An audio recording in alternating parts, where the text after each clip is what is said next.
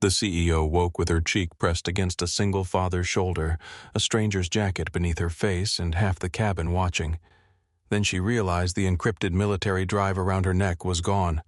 Behind them, a man in a Navy suit raised his phone and said, "Ma'am, I think he took advantage of you while you were unconscious." But the father did not argue. He did not reach for the camera. He only kept one hand over his daughter's heart monitor and said, "Check," beneath his seat. Outside, rain hammered the windows of the aircraft.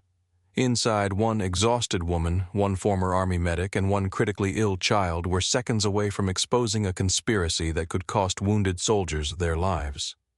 Stay with this story, because what happened next reveals how easily fear can disguise the truth. Like the video and tell us in the comments where you're watching from. 6 hours earlier, before Evelyn Cross opened her eyes on a stranger's shoulder, Mason Cole stood beneath the departure board at Baltimore-Washington International Airport and watched the word San Antonio flicker above gate C-17, on time. He read it twice, then a third time, as if the letters might change when he looked away. Beside him, Sadie sat cross-legged on the carpet with a sketchbook balanced across her knees. She had drawn a rescue helicopter with wide purple rotor blades and bright yellow landing lights. The aircraft looked nothing like the machines Mason had known in Afghanistan. Mason lowered himself beside her. Purple rotors, Sadie kept coloring. Black ones look scary. They are supposed to look serious. They can be serious and nice. He studied the page. How does a helicopter look nice? It looks like it is coming to bring somebody home. For a moment, Mason did not answer. He looked toward the glass wall overlooking the runway. Rain had begun collecting in long silver lines across the windows. Beyond them, service vehicles moved between pools of amber light. A jet rolled past its engines deep and steady, and Mason felt an old memory rise inside him. Rotor wash, sand, blood on his gloves, a young soldier asking if he was going to die. Mason pushed the memory down before it reached his face. Sadie glanced up. "Dad, I am here. You went quiet. Just thinking about your design." She held the drawing toward him. "It can carry 6 people. And there is a doctor inside. And the seats do not hurt your back. That last part would be a military breakthrough." Sadie smiled, but the smile faded quickly. "Will Dr. Ortiz know why my heart does that?" Mason looked at the small monitor hidden beneath her sweater. The device rested against her ribs and sent its readings to an application on his phone. Most of the time, it showed a calm green line. During the bad episodes, the line became a storm. "That is why we are going," he said. "What if she does not know? Then she finds somebody who does. What if it costs too much?" The question was quiet, too quiet for a 9-year-old. Mason reached out and closed the sketchbook. "You worry about breathing, I will worry about the bill. Is that what soldiers do?" He smiled, though his chest tightened. "That is what dads do." Sadie accepted the answer because she still believed there were questions her father could solve simply by standing between her and the world. Mason stood and checked the pocket of his field jacket. 2 boarding passes, his wallet, a packet of crackers, Sadie's medication. $23.41 in his checking account. He had already paid for the flight using money borrowed against the truck he needed for work. The hotel near the hospital had been covered by a Veterans Family Assistance Program, but meals, ground transportation, and anything the insurance company refused would be his responsibility. The insurance company had become skilled at refusing. The letters in his backpack used phrases like insufficient evidence, non-standard intervention, and pending medical necessity review. None of the letters said what they meant. "Your daughter is sick, but not in a way we are willing to pay for yet." Mason had read every page until he could recite the language without looking. He had sold Rachel's old motorcycle 2 months earlier. That had been the hardest part. The bike had sat beneath a cover in the garage since the accident, its fuel tank the same dark green as the flight suit she wore during her first deployment. Mason had told himself he was keeping it for Sadie. Then Sadie collapsed during gym class. The cardiologist in Baltimore used the words, "dangerous progression." The motorcycle was gone by Friday. He signed the title in silence, then sat inside his truck until the dealership lights went dark around him and the rain stopped. Mason kept one photograph of Rachel in the back pocket of the medical folder. In it she stood beside an Army medical helicopter. One boot on the landing skid, sunlight burning along the edge of her hair. Sadie had Rachel's eyes. She also had Rachel's refusal to admit when she was afraid. A boarding announcement cracked through the terminal. Passengers for Flight 728 began standing before their group had been called. Wheels rattled across tile. Phones appeared in hands. A man near the gate desk raised his voice over an upgrade request. Sadie looked toward the crowd. "Are we late?" "No, everybody is moving. People move when they are nervous." "Are you nervous?" Mason adjusted the backpack strap. "Only about whether you packed every purple pencil in Maryland." She checked her pocket. "I brought 4. Then we are ready." Across the concourse, Dr. Evelyn Cross walked alone beneath the white airport lights. She carried a leather case in one hand and wore a charcoal coat with the collar turned high around her neck. Anyone who knew her from television would have expected a security team and assistant and at least one military liaison. Tonight she had none of them. Her ticket was booked under Evelyn Mara Cross, the full legal name printed on her passport, but rarely used in public records. Sentinel Aeromedical Systems tracked executive travel through a private corporate service, and Derek Lang had access to every reservation made under her usual profile.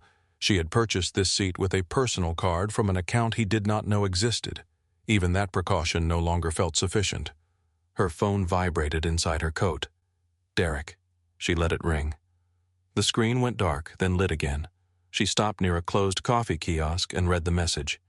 "You are exhausted. Come back before you damage the company." Another message followed.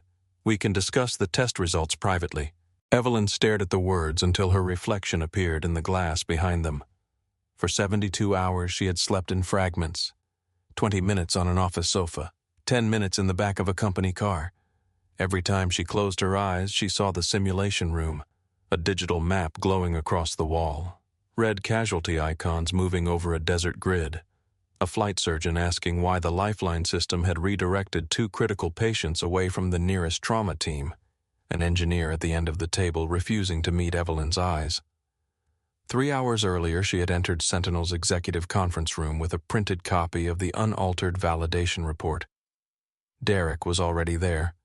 He stood at the window jacket, removed sleeves rolled with deliberate precision. He had always known how to look calm during a crisis. She dropped the report onto the table. Page 86. Derek did not turn. "You should be resting. Page 86. He faced her then. Evelyn opened the report. The system routed an unstable cardiac casualty to a field hospital without electrophysiology support. That scenario involved incomplete data. It happened 12 times, in 20,000 simulations, 12 patients who would have died. Derek exhaled through his nose. Simulated patients. The software does not know the difference. He walked toward the table. "Evelyn, the contract review begins tomorrow. If we report every irregularity before the patch is complete, the Defense Department freezes deployment. Then deployment should be frozen. 6,000 employees depend on this contract. Do not use them as cover. I am trying to protect what we built." She turned another page. The survival projections had been changed, not corrected. Changed. A 41% mortality risk had become 12%. Failed routing events were relabeled as operator error. 2 engineers who objected had been transferred from the project. Evelyn placed copies of the internal messages beside the report. Derek looked down at them, his calm finally fractured. "Where did you get those from the audit server you told me had been wiped? You accessed restricted files without counsel. I founded this company. That does not place you above procedure. No, it places me beneath the responsibility."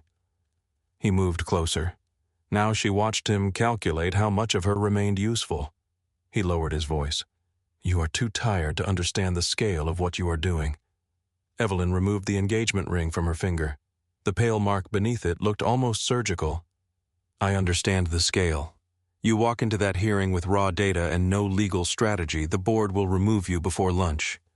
Did you alter the reports? Derek's eyes did not leave hers. We corrected an interpretation problem. Did you alter them?" He said nothing. That silence ended the engagement more completely than any confession could have. Evelyn placed the ring on the table. Derek looked at it, then at her. "You think truth is going to protect you? I think it is the only thing left that might protect them. Them, the medics who will trust the screen, the pilots who will follow its route, the wounded people who will never know a board approved the risk." Derek's jaw tightened. You are emotional. You keep using that word as if emotion invented the numbers. He reached for the report. She closed it. There is a copy outside the network. For the first time, real fear entered his face. Where Evelyn picked up her coat. Somewhere you cannot edit. She left before he could block the door. In her office, she copied the original test files, message archives, payment records, and access logs onto a military-grade encrypted drive. The drive required a rotating physical key and biometric confirmation. It could not be opened remotely. It could not be erased through Sentinel's network. She wrapped it inside a burgundy scarf and sealed the fold with a narrow red security strip. At dawn, she was expected at Fort Harrison Joint Medical Readiness Command in San Antonio. A Defense Criminal Investigative Service team would receive the archive before the deployment authorization meeting. If she missed that meeting, Derek would present the altered report as final. If she arrived, Sentinel could survive only by exposing itself. At gate C-17, Evelyn touched the scarf beneath her coat. Still there. Her phone vibrated again. This time the message was shorter. Graham can bring you home safely. Evelyn raised her eyes. A man in a navy suit stood near the boarding lane, speaking quietly into his phone. Silver cufflinks flashed beneath the overhead lights. Each carried the shape of a wolf's head. He looked toward her. Then he smiled with the polite distance of a stranger. Evelyn had seen him once before, 6 months earlier, outside Derek's office, after a closed security briefing. Derek had introduced him only as Graham Vale, an outside risk consultant. Vale ended his call and moved into the boarding line. Evelyn considered leaving the gate. The investigators in San Antonio were waiting for her. The encrypted drive could not be transmitted. Sentinel's internal security team might already be compromised. Leaving would buy safety and lose the evidence window. She remained where she was.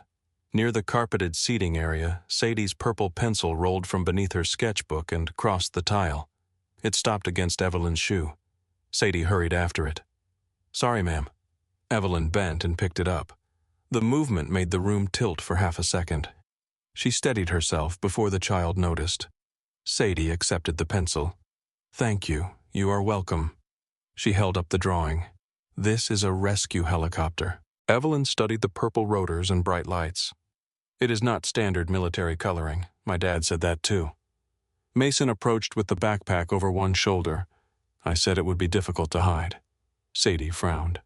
Why would a rescue helicopter hide? Mason looked at Evelyn with a quiet apology. She is redesigning aviation doctrine. Evelyn almost smiled. What makes the lights yellow? They help scared people know it is coming for them. Evelyn looked at the small figure Sadie had drawn inside the aircraft. The patient lay beneath a blanket surrounded by machines. What happens if the helicopter goes to the wrong hospital? Sadie considered this. My dad would tell the pilot. Mason's expression changed slightly. Most crews confirm before they launch. But what if a computer tells them Evelyn asked? Mason studied her now. Then somebody better make sure the computer understands the patient. The answer landed with uncomfortable precision. Evelyn handed the pencil back to Sadie. The gate agent called for families needing extra time. Mason thanked Evelyn with a nod and led Sadie toward the lane. Vale stood several passengers behind them. His phone was no longer at his ear. It was angled toward Evelyn. She turned away before he could capture her face clearly. At the counter, the gate agent scanned Mason's boarding passes and frowned. Mr. Cole, there was an aircraft change. Your seats were reassigned. Mason looked down. We were together in row 21. You are still together. Row 29, window and middle. Sadie tugged his sleeve. Is that bad? No. The gate agent looked relieved that he was not shouting. Mason folded the new passes. A seat that gets us there is a good seat. He thanked her. Evelyn heard the exchange from behind him. At the same desk, she received row 29 aisle. Vale was assigned row 30 aisle. The arrangement looked random on the printed slips. Nothing about the night felt random anymore. The jet bridge smelled of wet concrete and aircraft fuel. Wind pressed rain through the seams in the walls. Sadie held Mason's hand as they walked toward the cabin. You always thank people when they give us bad news, she said. Sometimes they did not make the bad news. They just have to say it. That can be hard too. Sadie thought about this, then opened her sketchbook while walking and wrote something beneath the helicopter. Mason did not ask what it was. At the aircraft door, a flight attendant greeted them. Sadie paused to look into the cockpit. Mason gently guided her forward. "We are blocking traffic. I just wanted to see who tells the helicopter where to go. This one is an airplane. It still has to know." Evelyn stepped into the cabin behind them. She touched the scarf again. The drive remained secure. Row 29 waited near the rear of the aircraft. Sadie climbed into the window seat. Mason placed the backpack beneath the seat in front of him, keeping the medication within reach. He helped Sadie attach the portable monitor beneath her sweater, then checked the green rhythm line on his phone. Evelyn stopped beside them. Mason stood to let her pass. "Looks like we are neighbors." His tone held no curiosity, no recognition, and no attempt to continue their conversation at the gate. Evelyn sat in the aisle seat and placed the leather case beneath her feet. One row behind them, Graham Vale lowered himself into his seat. He set a slim briefcase between his shoes. Sadie looked toward Evelyn. "Do you fly a lot?" "Yes." "Are you still scared?" Evelyn turned. "What makes you think I am scared?" Sadie pointed toward her hand. Evelyn realized she was gripping the burgundy scarf so tightly that her knuckles had lost their color. Mason touched Sadie's arm. "Give people room, kiddo." "It is all right," Evelyn said. She loosened her hand. "I am not afraid of flying." Sadie nodded, as if accepting a partial truth. The cabin door closed. Outside, lightning spread behind the clouds, silent and white. Mason checked Sadie's monitor once more. Evelyn switched her phone to airplane mode. Behind them, Vale typed a final message and slipped the device into his jacket. The aircraft pushed away from the gate. Rain raced across the windows as the runway lights began to move. The aircraft gathered speed beneath the rain, and the lights of Baltimore stretched into long white lines beyond the glass. Sadie pressed both palms against the window. Mason watched her reflection instead of the runway. "Find 4 lights on the wing," he said. She turned toward him. "Why?" "Because 4 is enough. For what? To get us above the clouds." Sadie looked outside again. 1. The engines deepened. The cabin tilted. 2. The wheels left the ground. 3. The city dropped away beneath them, wet roads shining like wires in the darkness. Sadie searched until the 4th light blinked near the edge of the wing. 4. Mason nodded. "There you go." Her grip eased from the armrest. Across the aisle, a passenger closed his eyes. Someone farther forward laughed too loudly at something on a phone. The flight attendants remained strapped into their jump seats while rain struck the fuselage in hard, uneven bursts. Evelyn watched Mason without appearing to. He had not told Sadie not to be afraid. He had not promised the flight would be smooth. He had given her something small enough to control. It was an old medical habit: ground a frightened person in what they could see. Give the mind a task before panic filled the empty space. "You have done that before," Evelyn said. Mason glanced toward her. "Different aircraft. Military Army. What did you do, combat medic?" Sadie leaned closer to Evelyn as though offering a correction. He was also the person who made everybody drink water.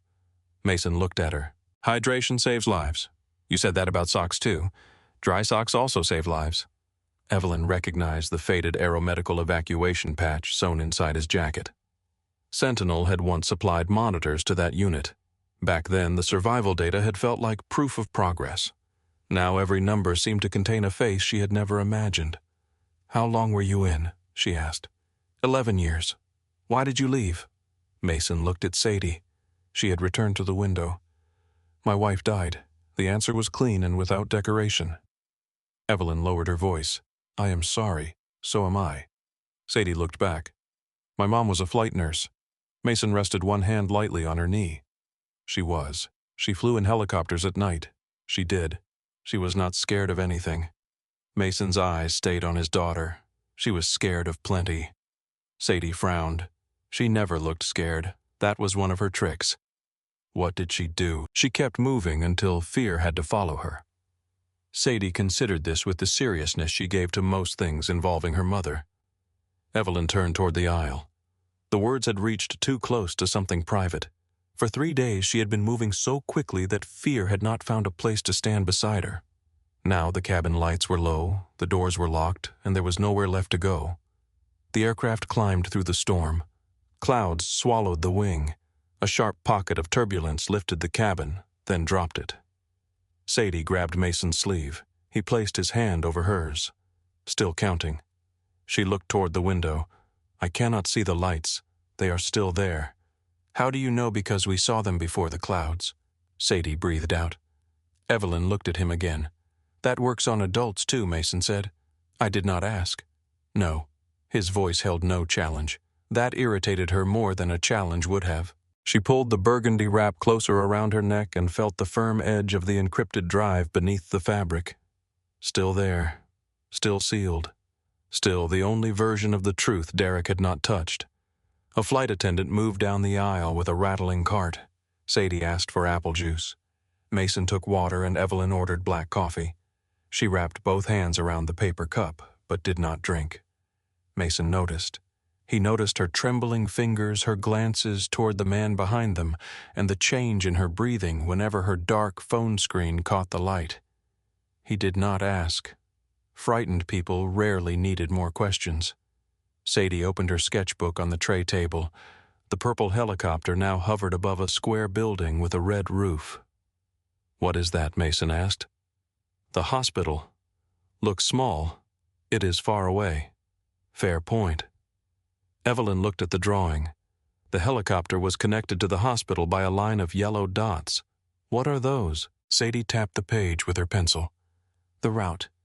What if the route is wrong? Mason glanced at Evelyn. Sadie shrugged.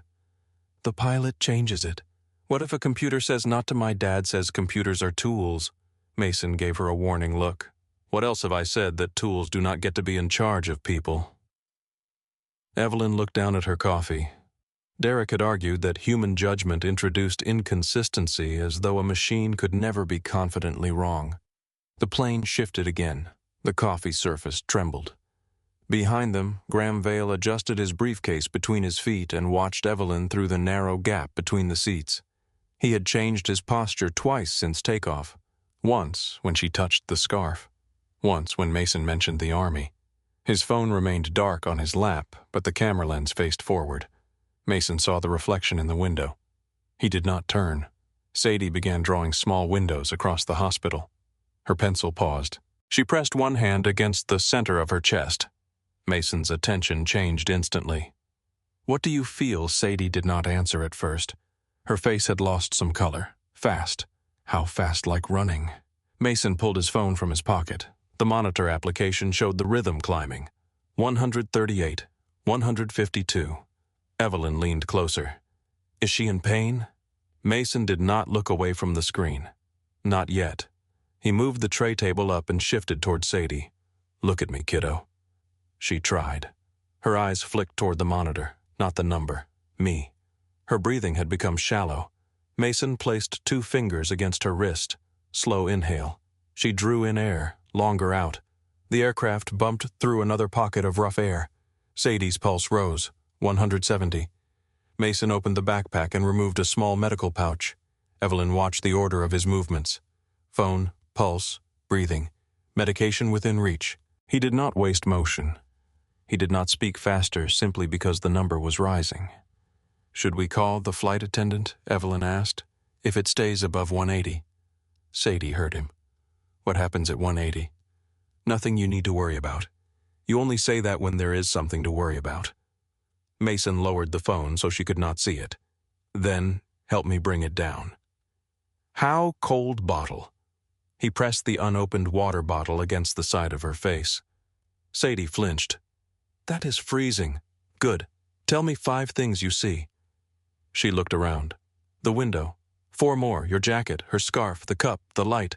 4 things you can feel. My shoes, the seat, your hand, the bottle. 3 things you can hear. The engine, somebody coughing, you. Her breathing slowed. The rhythm hovered at 174, then began to fall. 160. 149. Mason kept his fingers on her pulse until the numbers matched what he felt. Sadie closed her eyes. I hate when it does that, I know. What if it happens at the hospital? Then we will be in the right place. What if it happens before? Then I am here. She opened her eyes. That is not a medical answer. It is the best one I have. The flight attendant stopped beside them. "Do you need medical assistance? It is resolving," Mason said. "I am a former Army medic." She nodded. "Call if you need oxygen or the emergency kit." Sadie leaned against the window. Mason tucked the pink blanket around her legs. Evelyn held out her untouched cup of water. "Use this if she needs more." Mason looked at her. "Thank you." Sadie accepted the cup with both hands. "Are you a doctor?" "No. You ask doctor questions. I build medical technology." "What kind?" Evelyn hesitated. "The kind used inside rescue aircraft." Sadie sat a little straighter. "Like my helicopter?" "Not exactly. Does it tell the pilot where the hospital is? Part of it does." Mason looked at her now with more interest. "What company?" Evelyn's fingers tightened around the wrap. "I consult for several." It was not a complete lie. Mason seemed to hear the missing part but did not press. Sadie studied Evelyn. "Can your computer tell when somebody is scared?" "No." "Then how does it know where they should go?" Evelyn looked toward the dark window. "It reads their injuries, vital signs, distance, and available care. But not scared, no." Sadie drank from the cup. Maybe it should ask. Mason smiled faintly. Evelyn did not. She thought of the 12 simulated cardiac casualties routed away from the correct teams. The system had read blood pressure, oxygen saturation, transit time, and bed availability. It had not understood that a heart could remain stable until it did not. It had not understood what Mason had understood in less than a second from the color of his daughter's face. Behind them, Vale lifted his phone and typed beneath the cover of his jacket. He sent Derek a short message. "She is speaking to a former Army medic. No recognition yet." A response arrived almost immediately. "Keep it that way. Recover Falcon 9 before landing." Vale looked toward the scarf. Mason watched his reflection in the window. The storm intensified over western Tennessee. The captain's voice came through the speakers. "Ladies and gentlemen, we are expecting moderate turbulence for the next 30 minutes. Please remain seated with your seatbelts fastened." The cabin lights dimmed. Rain no longer struck the windows in separate drops. It became a continuous hiss. Sadie closed her sketchbook and rested her head against the wall. Mason checked the monitor once more. 104. Still high, but safe. He draped the blanket over her shoulder. "Try to sleep. Will you?" "In a little while." "That means no. That means I will consider it. Mom said you only sleep when somebody orders you." Mason's hand paused. "She knew me well. Did you sleep in the Army sometimes? Were you scared sometimes? Did anybody sit with you?" Mason looked down at her. "Yes. People whose names you know. People whose names you do not." Sadie's eyes began to close. "Were they nice?" "Some of them. That is not a good answer. It is an honest one." She smiled without opening her eyes. Within minutes her breathing settled. Mason kept one hand near the monitor. Evelyn watched him in the dim cabin. "You never stop checking." "No. Does it help?" "It tells me what is happening." "That was not what I asked." Mason looked at her. For a moment she regretted the question. Then he said, "No, it does not help." The answer carried no self-pity, only fatigue. Evelyn looked away. "I am sorry." "You already said that. I meant about asking. You are allowed to ask. People usually regret giving me permission, then ask something worth regretting." She almost laughed. The sound rose and disappeared before it reached her mouth. "What happened to your wife?" Mason looked toward Sadie. "Rachel was driving home after a night shift. A man ran a red light." "I am sorry."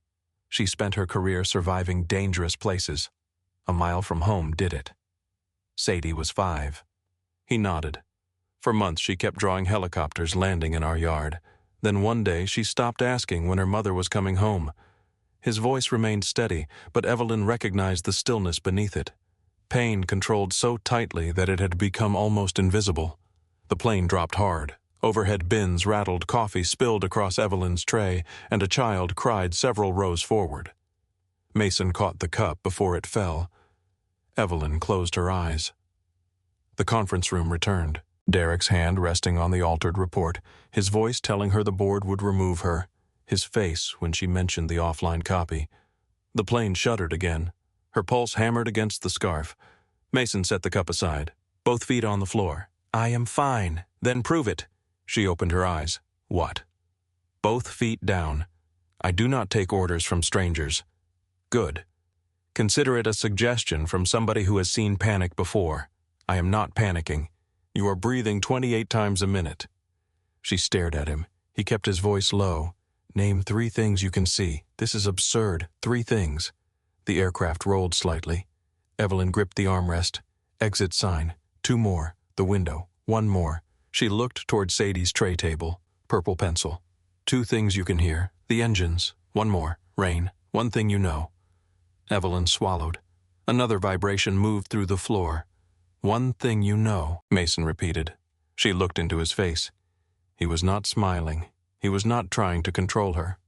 He was giving her something small enough to hold. This aircraft is still flying, she said. Mason nodded. That is enough. The turbulence did not stop, but the room became visible again. Evelyn drew a slower breath. Then another. She released the armrest. You do that with soldiers, with anyone who needed it. You said you were a medic. Fear is medical when it changes what the body can do. She looked down at the scarf. What if the fear is correct? Then you still need enough air to decide what to do. The words cut through her more cleanly than comfort would have. She had spent 3 days believing that rest was surrender.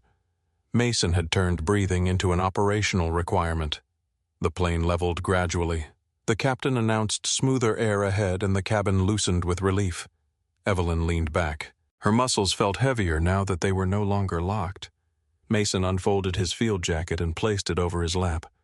You should drink the coffee before it becomes an artifact. It already has. Then water. I do not need another instruction. Understood. He turned toward Sadie. Evelyn closed her eyes. Only for a few seconds. That was what she told herself. A few seconds to stop the cabin from moving inside her head. A few seconds before she checked the seal again. A few seconds before San Antonio, Fort Harrison, the investigators, and the board. The hum of the engines deepened into something almost gentle. Sadie breathed against the window. Mason sat beside her, solid and quiet. Evelyn's head tilted. Her shoulder touched his arm. Mason looked down. Before he could move, her cheek settled against the top of his shoulder. He went completely still. Her hair brushed the collar of his shirt. Her breathing was shallow at first, then slowly deepened. Mason looked toward the aisle. Vale's phone was angled toward them. The dark lens reflected a small square of cabin light. Mason considered waking her. He could say her name, though he did not know it. He could shift toward Sadie. He could call the flight attendant. Then Evelyn's hand loosened over the scarf. Even in sleep, her fingers trembled. Without the tension around her mouth, Evelyn looked younger. Not peaceful, only emptied. Mason remembered Rachel returning from a brutal shift and falling asleep against him while he unlaced her boots. He had stayed still until sunrise. Mason folded his field jacket and eased it between Evelyn's cheek and the hard seam near his collar. He kept both hands visible, one on his knee, one resting near Sadie's blanket. A flight attendant stopped beside the row. She looked from Evelyn's expensive coat to Mason's worn shirt. "Sir," she whispered, "do you want me to wake her?" Mason shook his head. "She is all right." "Do you know her?" "No." The attendant hesitated.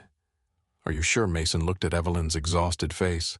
"She looks like she has been standing watch too long." The attendant studied him for another second, then nodded. "Call me if you need anything." Mason did not move. 10 minutes passed. His shoulder began to ache. 20 minutes. His left hand tingled. Sadie stirred beneath the blanket. She opened one eye and saw Evelyn. "Dad, quiet. Is she asleep on you?" "Yes." "Should we wake her?" Mason glanced toward Vale's phone. "No. She does not know us. That is why we are careful." Sadie looked at Evelyn's face. "She looks sad. She looks tired. Those can be the same sometimes." Sadie closed her eye again. Behind them, Vale adjusted his grip on the phone. He framed the image carefully. Evelyn unconscious. Mason beside her. The child by the window. No context. No sound. No moment showing Evelyn lean toward him on her own. Vale sent a still image to Derek. The response arrived at once. "Use it if necessary." Vale placed the phone lower and waited. The aircraft passed above a black landscape broken by distant towns. Cabin lights reflected in the windows. Most passengers slept. Mason remained awake. He watched Vale in the glass. He watched the briefcase between Vale's shoes. He watched the silver wolf cuff link catch the light whenever Vale moved. Evelyn shifted in her sleep. Her hand slid from the burgundy wrap. The fabric loosened from her neck and slipped across her lap. Mason saw it falling. He could not reach without moving her head.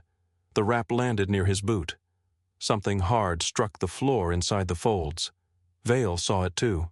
His polished shoe moved beneath the seat, slowly, carefully. He hooked the edge of the fabric and pulled it backward.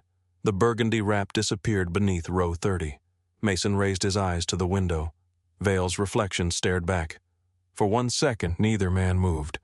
Mason did not accuse him. He did not wake Evelyn. He memorized the shoe, the briefcase, the cufflink, and the phone. Then Vale leaned back as though nothing had happened. 40 minutes after Evelyn fell asleep, the captain announced their descent into San Antonio. Cabin lights rose, window shades opened, passengers straightened their seats and reached for belongings. Evelyn stirred. Mason removed the folded jacket before she could wake against it. Her eyes opened. For one unfocused second, she looked directly at him without fear. Then she saw the raised phone behind them. She felt the empty space around her neck. Her face changed. She pulled away so quickly that her shoulder struck the aisle seat. "Do not touch me." The words cut through row 29.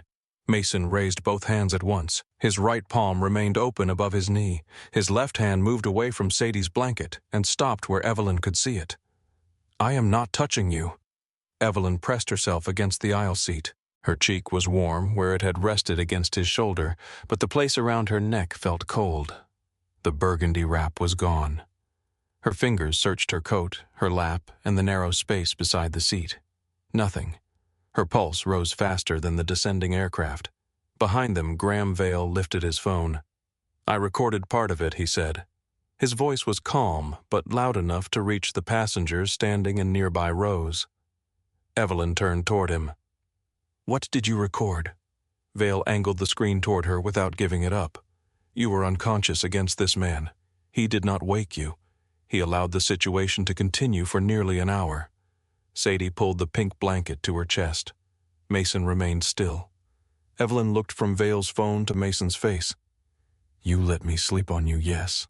Why, you were exhausted. That does not answer the question. I did not want you to wake up frightened." Vale gave a quiet laugh. "That is a convenient way to describe it." Mason's jaw tightened, but his voice did not change. "She leaned toward me when the aircraft hit turbulence. I did not initiate contact. And then you sat there," Vale said. "For almost an hour. Yes, without asking for help. She was sleeping. You did not know her, no." Vale looked at Evelyn. "You see the problem." Evelyn heard the certainty in his voice and hated that part of her wanted to hold on to it. Certainty was easier than confusion. 3 days of betrayal had trained her body to react before her judgment could catch up. Derek had looked her in the eyes while defending altered medical data. He had held her hand in public while arranging to destroy her credibility in private. Now another man was telling her that a stranger's kindness had been something else. Evelyn touched her neck again. "My wrap." Mason looked down. The space near his shoes was empty. It fell. Her breathing stopped. "What had slipped from your lap while you were asleep." "And where is it?"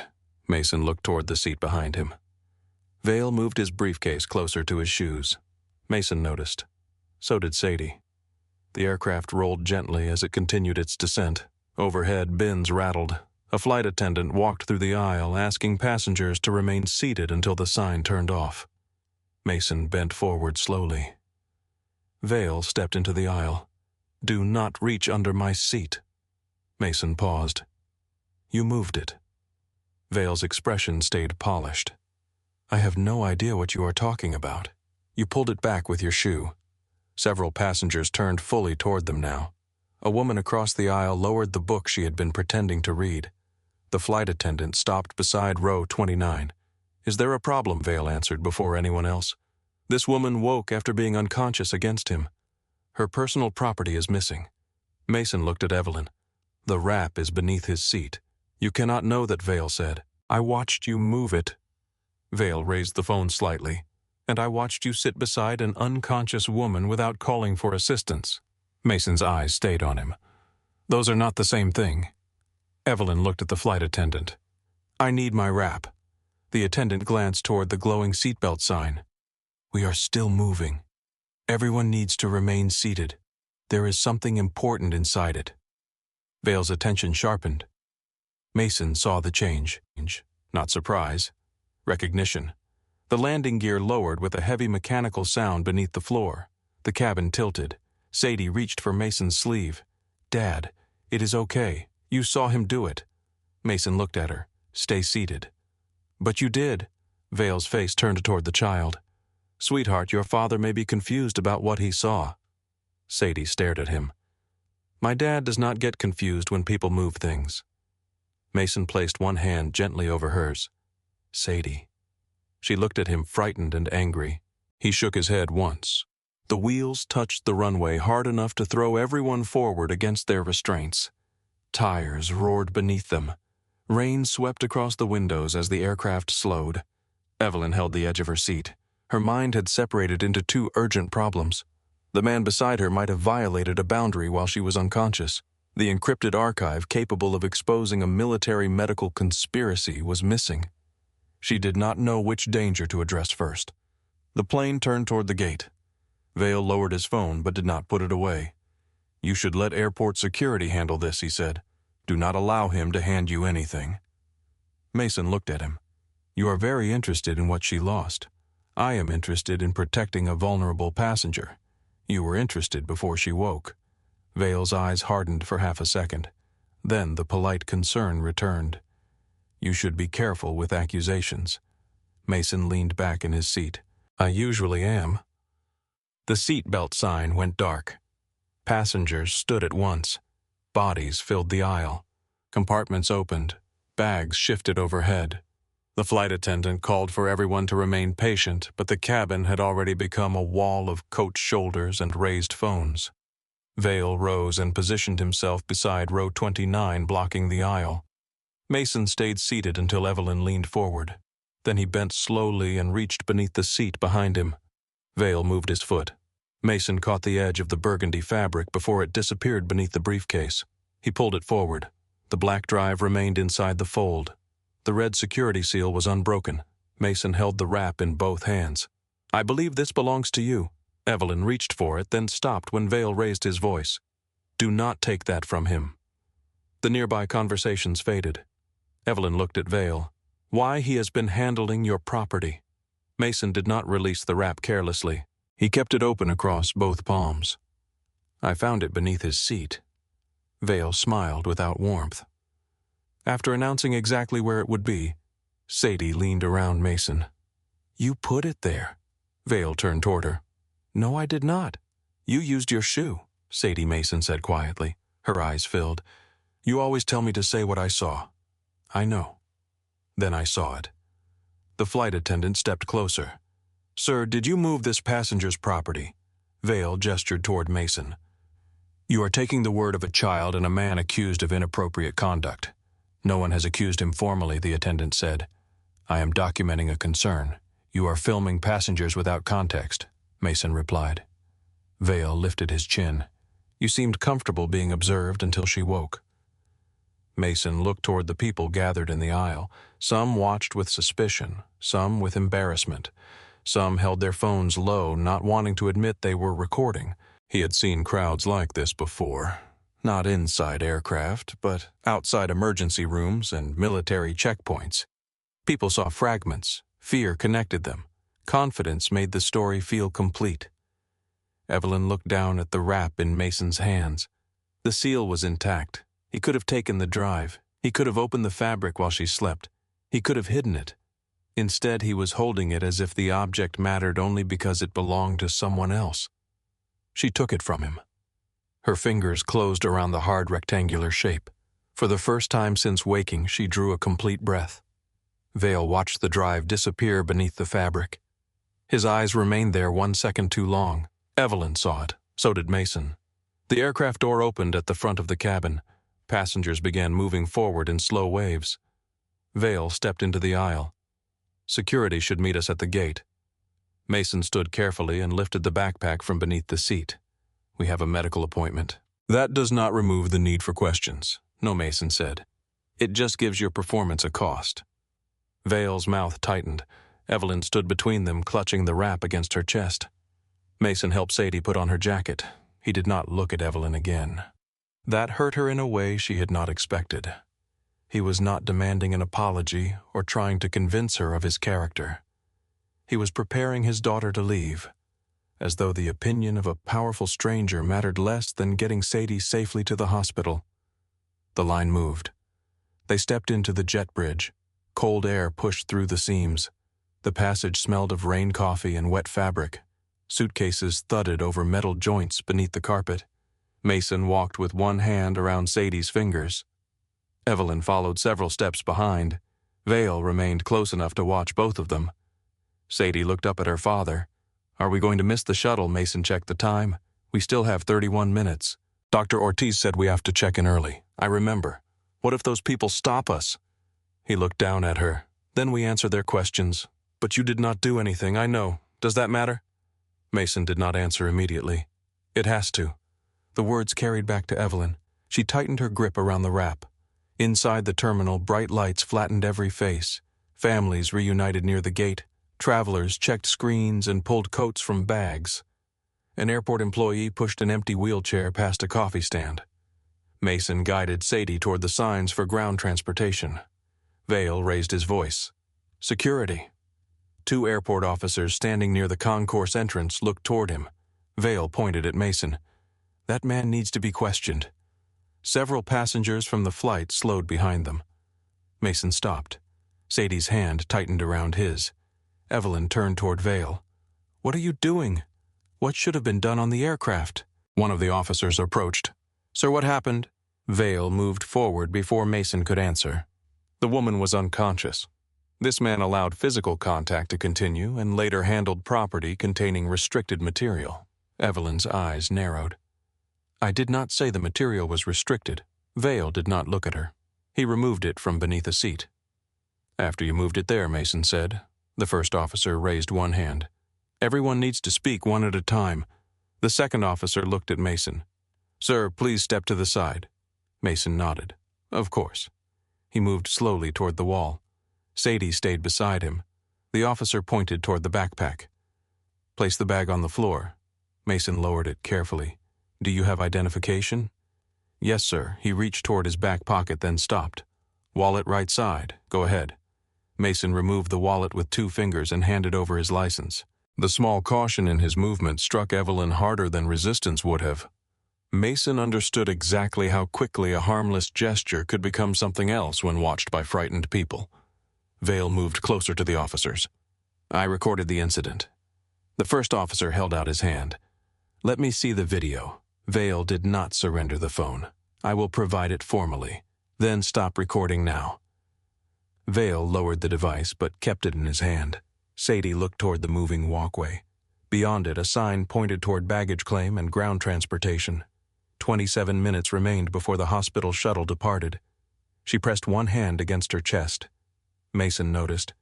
"Sadie, I am okay. Look at me." She did. "Any fluttering number dizzy? No. Tell me the truth. I am scared." Mason lowered himself to her height. "That is not the same as your heart. Sometimes it is." He placed 2 fingers against her wrist. The officer holding Mason's identification watched them. "Does she need medical attention?" "She has a cardiac condition. Stress can trigger an episode." Vale gave a small breath of frustration. "This is emotional manipulation." Mason looked up at him. "My daughter's heart is not a strategy." Evelyn stepped forward. "She has an appointment at South Texas Children's Cardiac Center." Vale turned toward her. "You do not know them." "No." "Then you do not know whether any of that is true."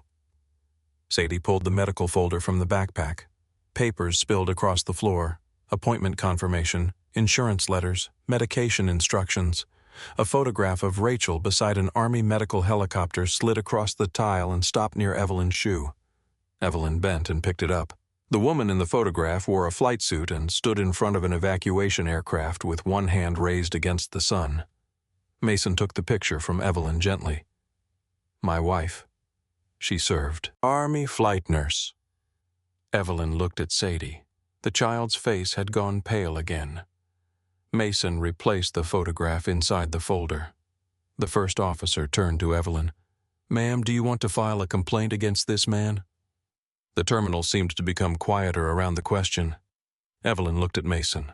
His hands were visible. His expression remained calm, but the skin around his eyes had tightened. He was not asking her to rescue him. He was waiting for her to decide what she believed. Evelyn opened her mouth. Nothing came out. She had been asleep. That fact remained. She had awakened in contact with a stranger. That also remained. But the seal on the drive was intact. Sadie had seen Vale move the wrap. Vale had known the property held something sensitive before Evelyn disclosed it. The evidence pointed in one direction. Fear pulled in another. Her hesitation lasted no more than 2 seconds. Mason felt every one of them. He looked away first. Vale stepped into the silence. She cannot confirm what happened because she was unconscious. Mason lowered his voice. She should ask questions. Vale almost smiled. Exactly. That does not make your version true. It makes yours unverifiable. Mason looked at Evelyn again. You were asleep. You have the right to be careful. The lack of anger made her shame worse.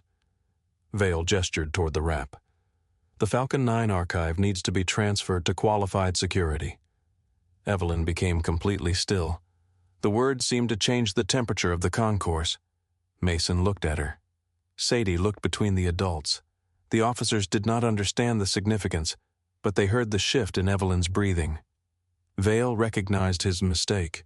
He recovered quickly. I am referring to the designation on the security seal. There is no designation on the seal, Evelyn said. Her voice had lost its uncertainty. Vale glanced at the wrap. Only the red strip was visible. No writing, no code. Evelyn stepped closer. How do you know Falcon 9? Vale lowered his phone. I work in corporate risk, for whom that is not relevant to this incident. It is the only thing that is relevant. The first officer looked at Vale. Sir, answer the question. Vale adjusted his cuff. I am contracted through several aerospace firms. Name one, Evelyn said. Vale's expression hardened. You are exhausted. You are not thinking clearly. The sentence struck her like a physical blow. Derek had used the same words in the conference room. Evelyn saw the board table again.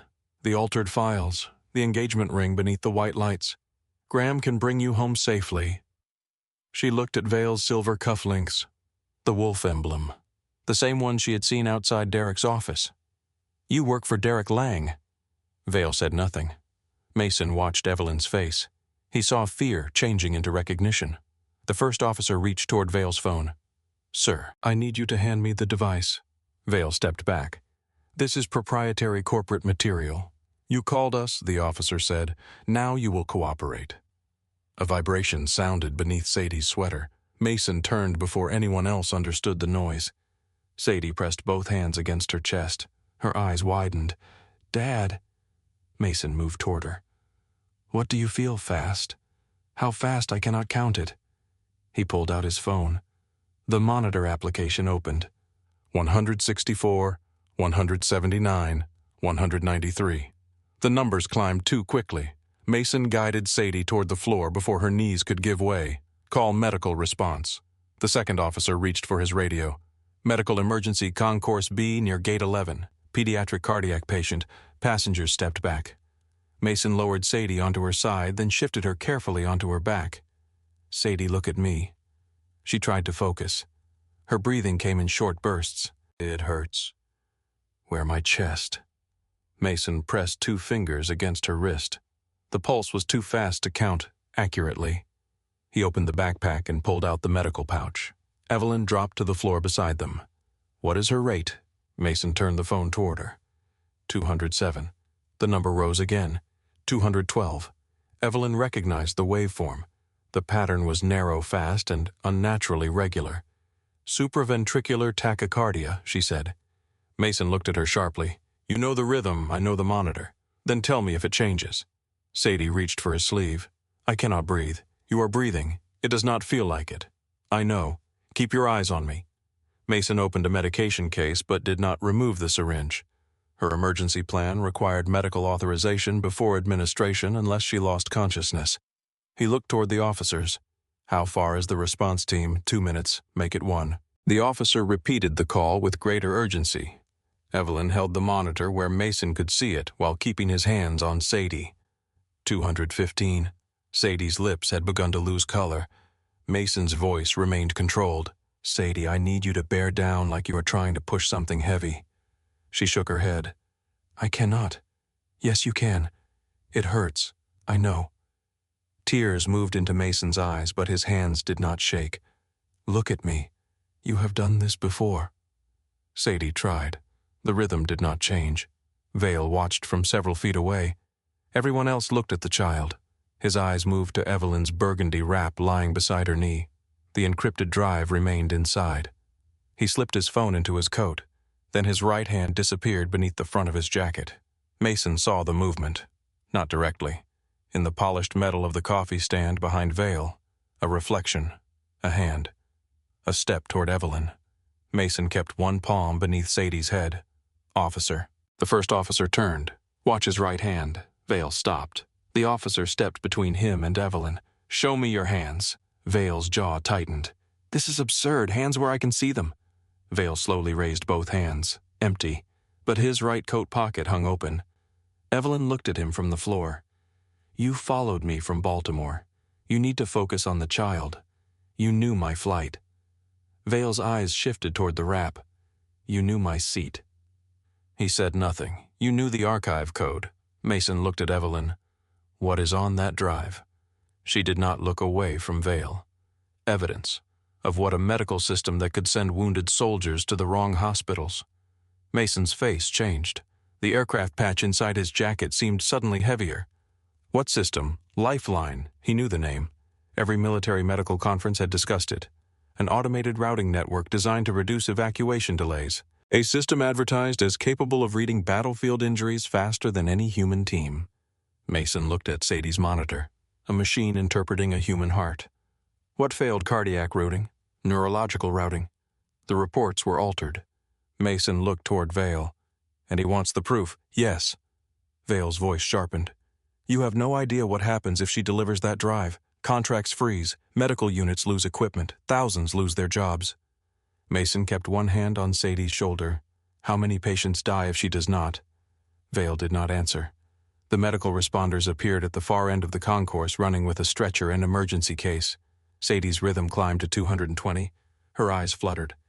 Dad, I am here. I am tired. No, stay with me. Evelyn reached for Sadie's hand. The child's fingers closed weakly around hers. Vale stepped back. The officer moved toward him. Do not move. Vale looked toward the approaching medical team, then toward the service corridor beside the coffee stand. The officer saw the calculation too late. Vale shoved a luggage cart into his path. Metal struck tile with a violent crash. Passengers screamed and moved aside. Vale turned and ran toward the restricted door. Mason did not look after him. Sadie's eyes were closing. He leaned close enough for his forehead to touch hers. Stay with me, kiddo. The medical team reached Sadie as the service door slammed shut behind Graham Vale. Two paramedics dropped beside her. A third opened the emergency case and placed monitor leads across her chest while Mason kept one hand beneath her head. Rate the senior paramedic asked. 220, Evelyn said. The paramedic looked at her. She knows the monitor, Mason said. I know the patient. That was enough. The paramedic turned to Mason. History: congenital supraventricular tachycardia. Episodes increasing over the last 3 months. Vagal maneuvers sometimes work. She has a rescue medication plan, but no dose without medical direction unless she loses consciousness. Any allergies? None known. Last dose of her regular medication, 6:40 this evening. Sadie's eyes opened halfway. Dad. Mason leaned closer. I am right here. Her fingers searched weakly until they found his sleeve. I cannot feel my hands. That is because you are breathing too fast. I am trying, I know. The paramedic placed an oxygen mask over her face. Sadie pulled away. Mason held the mask near her without forcing it. Listen to me. The oxygen is not because you failed. It is just another tool. Her eyes fixed on his. Tools do not get to be in charge. Right. You are still in charge. She allowed him to place the mask over her nose and mouth. Behind them, the first security officer shoved the luggage cart aside and ran toward the restricted service door. His partner called for airport police, then remained beside the medical team. Evelyn looked toward the corridor where Vale had disappeared. Every instinct told her to follow. The archive was still inside the burgundy wrap near her knee. Vale was running because he had failed to recover it. Derek expected the drive before the board meeting. If Vale reached an exit, he could warn Derek that Evelyn was still carrying the evidence. But Sadie's hand remained closed around hers. The child had defended Mason while Evelyn hesitated. The child had looked at her and asked whether her father had done something bad. Evelyn stayed. The monitor alarm changed pitch. 224. The senior paramedic prepared an intravenous line. We are going to try another vagal maneuver first. Mason nodded. She responds better when she knows exactly what is happening. Marcus gave Sadie the syringe and explained the maneuver. Mason counted while she blew into it with all the strength she had left. Marcus and another paramedic lowered the back of the stretcher and raised Sadie's legs. The monitor continued screaming. 217, 211, then it climbed again. 219. Marcus shook his head. Prepare adenosine. Mason looked at Sadie. Her pupils were focused, but fear had begun to pull her away from the room. He knew what she remembered. A Baltimore emergency room. Bright lights.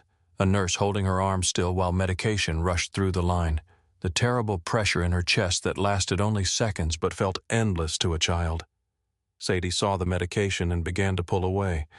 Mason remembered the last emergency room, the fear in her eyes, and the way the drug had made her feel as though her heart had stopped. He placed his forehead against hers. This will feel strange, he said. Then we are going to watch your heart slow down. You promise you will be here, I promise. Marcus waited for Mason's nod. Mason gave it. The medication entered the intravenous line. For one terrible second, the monitor line flattened between beats. Sadie gasped. Mason held her face between his hands. I am here. A heartbeat appeared, then another. The rhythm returned at 180, 140, 112. The alarm stopped. The silence that followed felt enormous. Mason kept his fingers against Sadie's wrist even after the monitor settled. He trusted the screen, but he trusted the pulse beneath her skin more. Marcus checked her blood pressure and listened to her chest. She is responding well. Mason nodded without looking up. Sadie opened her eyes. Did it stop? The dangerous rhythm did. Can it come back? Yes. The honesty made Evelyn look at him. Mason did not promise what medicine could not guarantee. He gave Sadie the truth in a voice gentle enough for her to carry. Marcus secured the oxygen tubing and prepared the stretcher. We need to transport her for observation. Sadie looked toward the scattered papers near the backpack. My drawing. Evelyn found the sketchbook beneath the edge of a chair. The purple helicopter had a fresh line across one rotor where the pencil had slipped during the collapse. She placed it beside Sadie. Still flies, Sadie whispered. Evelyn looked at the damaged rotor. Yes, she said. It does. Sadie drew a deep shaking breath. My chest hurts. Marcus checked the rhythm. That should ease. Mason pressed his lips against her forehead. You did it. Sadie closed her eyes. You said we did it. You are right, we did. Evelyn looked at the monitor. 98. The green line moved with steady precision. A machine could display the rhythm. It could calculate danger. It could announce when a threshold had been crossed. It could not tell a frightened child why she should keep fighting. That required a human voice. Marcus secured the stretcher straps. We are transporting her now. Mason rose with them. His knees nearly failed. Evelyn caught his elbow. He steadied himself and withdrew gently, not from offense, but from habit. Thank you, he said. The airport officer touched Mason's shoulder. Go with your daughter. We have your information. Mason looked toward the service corridor. What about him? We have officers covering the exits. He was reaching for the drive. Evelyn picked up the burgundy wrap. Not anymore. She opened it enough to inspect the red seal. Still intact. The officer placed the drive inside a sealed evidence pouch. Evelyn activated the biometric lock and named the federal agent authorized to receive it. Document every person who touches it, she said. The officer nodded. The stretcher began moving. Mason walked beside Sadie, one hand resting near her shoulder. Evelyn followed. Sadie opened her eyes and looked toward her. Did my dad do something bad? The question was weak, but it carried farther than the monitor alarm had. Passengers from Flight 728 still stood near the gate. Some held phones, others watched with the careful stillness of people who had participated in a judgment and were waiting to learn whether they had been wrong. Evelyn stopped. Mason did not. He stayed beside the stretcher. He did not turn and ask her to defend him. He did not slow down. Evelyn faced the passengers, the officers, and the flight crew. "This man did not harm me." Her voice cut through the concourse. A phone lowered near the coffee stand. Evelyn continued. "I fell asleep against him during turbulence. He kept his hands visible. He protected my head from the seat. He returned property that he could have taken without my knowledge." Mason glanced back once. Evelyn met his eyes. "I was frightened when I woke," she said. "I allowed that fear to become suspicion before I understood what happened. That failure was mine, not his." No one spoke. The same crowd that had leaned toward Vale's accusation now looked away from Mason. Sadie heard every word. Her eyes closed again, but her hand relaxed against the blanket. The paramedics pushed the stretcher toward the elevators. Evelyn followed until the airport officer called her name. Dr. Cross. She stopped. It was the first time anyone in the terminal had used her title. A murmur moved through the passengers. The officer held Vale's phone inside a protective bag. He dropped this near the service entrance. Evelyn looked toward the corridor. "Did you catch him?" "Not yet." The officer's radio crackled. A voice reported movement near a maintenance stairwell leading toward the lower service level. Mason heard it. He looked from the elevator to Evelyn. "Go," she said. His expression hardened. "That man followed you across the country. My evidence is secured. He may have people waiting, and your daughter needs you." Mason looked down at Sadie. That ended the argument. The elevator doors opened. Before they entered, Sadie reached one hand toward Evelyn. Evelyn stepped close. Sadie's fingers touched the burgundy fabric around her wrist. "Do not lose it again." Evelyn swallowed. "I will not." The doors closed. For the first time since Baltimore, Mason and Sadie disappeared from her sight. The absence felt immediate. Airport police rushed toward the service corridor while a detective led Evelyn into a secure operations room. A temporary maintenance credential issued under a false name had opened a path from Gate 11 to the private aviation ramp. The photograph on the credential belonged to Graham Vale. "He planned his exit before we landed," Evelyn said. A wall of security screens showed baggage corridors, loading zones, jet bridges, and service roads slick with rain. An officer pulled up the temporary credential record. Gregory Vance had used the maintenance badge 3 times. Once at the employee entrance, once near Gate 11 before Flight 728 landed, once at a service door connected to the private aviation ramp. The last entry occurred 12 minutes before Evelyn's flight reached the gate. "He opened the path in advance," the officer said. Evelyn looked at the screen. He expected to leave with the drive. Special Agent Nora Whitaker appeared on a secure video line. Evelyn confirmed that she was safe, that the archive seal remained intact, and that Vale had moved the wrap before Mason recovered it. "Why involve an innocent passenger?" Whitaker asked. "To create a distraction and discredit a witness." Evelyn identified Derek Lang as Sentinel's chief financial officer and her former fiancé. She stated that Vale had used Derek's private language and the archive code. Whitaker ordered the phone isolated from all networks. The airport technician connected Vale's phone to an isolated forensic terminal. The device required facial recognition or a 6-digit code. The technician examined the lock screen. A message preview remained visible. "Did you recover the archive?" "The board meets at 0600. The sender was saved only as D."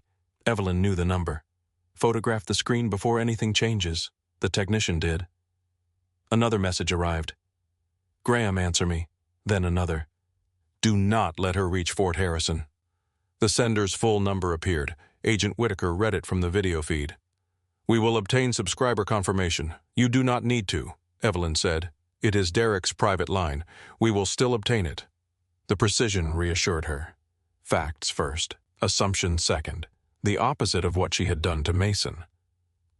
A security feed showed Vale running across the rain-swept private ramp toward a waiting charter jet. The vehicle beside it fled before he arrived, and the aircraft door remained closed. Police vehicles blocked the ramp. Vale looked toward the runway, then lowered himself to his knees. Evelyn watched officers place him in restraints. He expected Derek to wait for him, she said. He expected loyalty from someone who considered him disposable, Whitaker replied. On another screen, officers searched the service route Vale had used. The corridor connected baggage operations to a private terminal where a charter aircraft had filed a departure plan for Mexico before dawn. The company paying for the flight had been created only 2 weeks earlier. Evelyn recognized the registered address.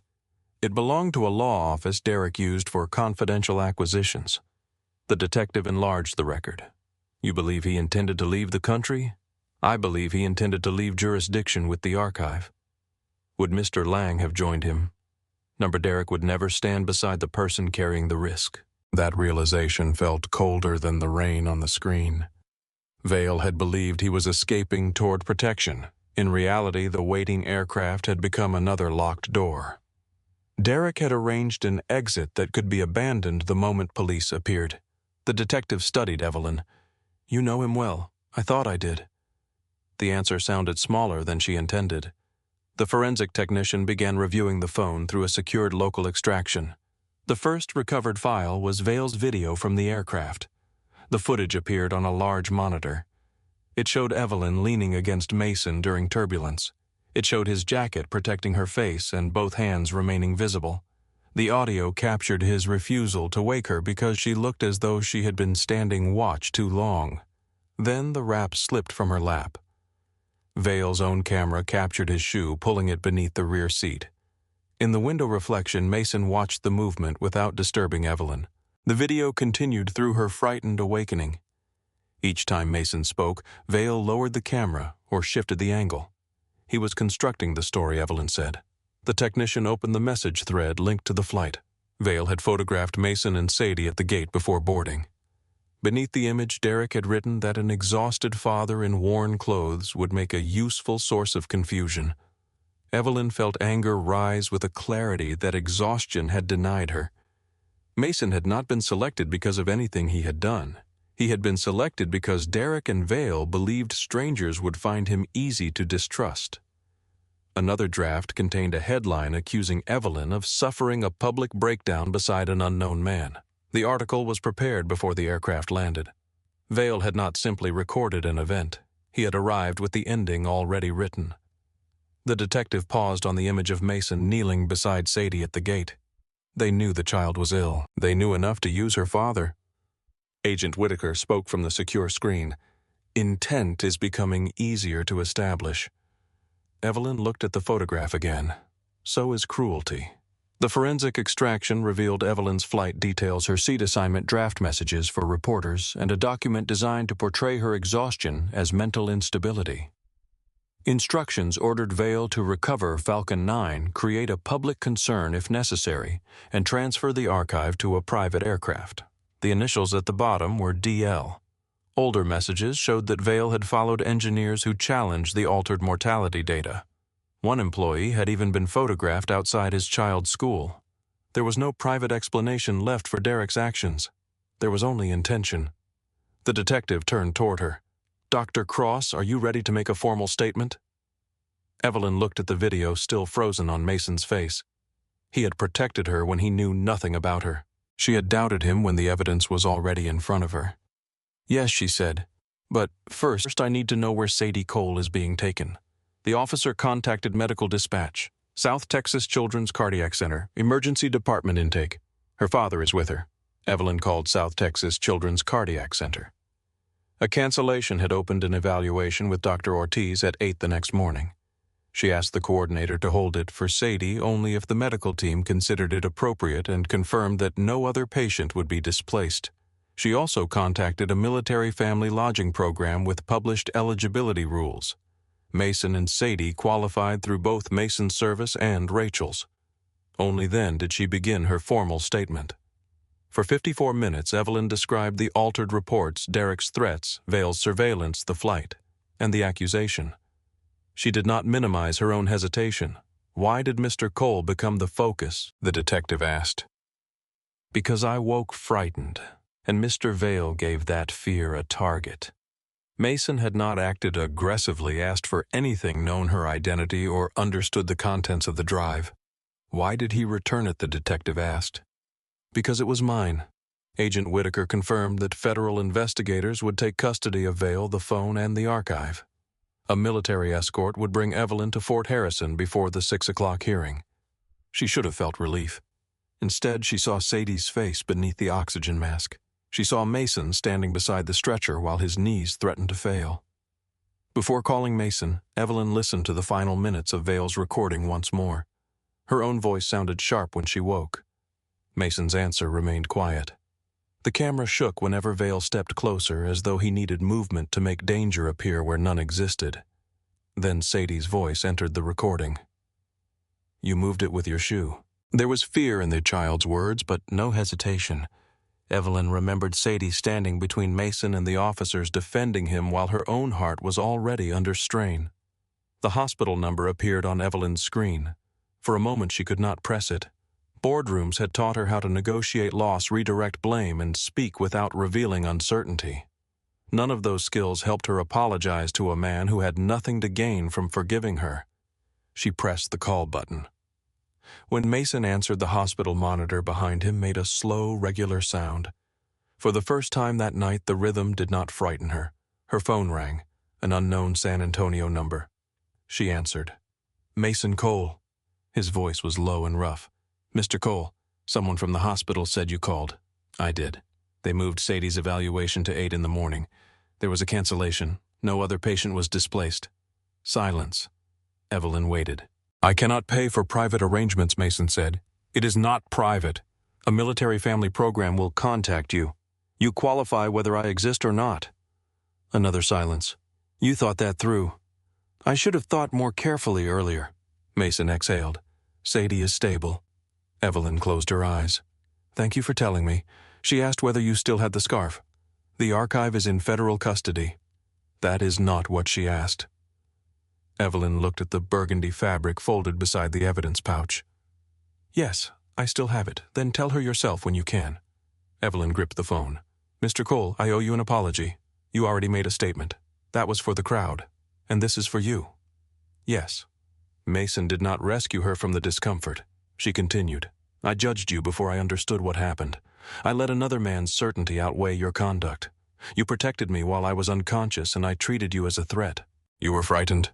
That explains it. It does not excuse it. No, Mason said. It does not.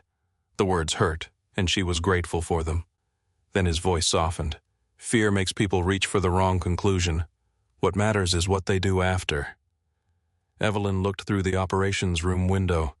Outside rain moved across the runway lights. What happens after is that I deliver the evidence. And then I tell the truth where it costs me something. Mason was quiet. Behind him, Evelyn heard the soft rhythm of a hospital monitor. Sadie is asking for me, he said. Go, Dr. Cross. Yes, do not let them turn the system back on until someone who has treated a real patient reviews it. Evelyn looked at Vale's video frozen on the screen. I will not. The call ended. An officer entered with the sealed evidence case. Your escort is ready. Evelyn wrapped the burgundy scarf around her neck. The fabric no longer held the archive, but she could still feel its weight. She followed the officers through the emptying terminal. Near Gate 11, passengers from Flight 728 had finally begun to leave. A few recognized her. One man lowered his phone as she passed. The flight attendant who had offered to wake Evelyn stood beside the gate desk. Dr. Cross. Evelyn stopped. I should have intervened sooner, the attendant said. So should I. The woman looked toward the elevators.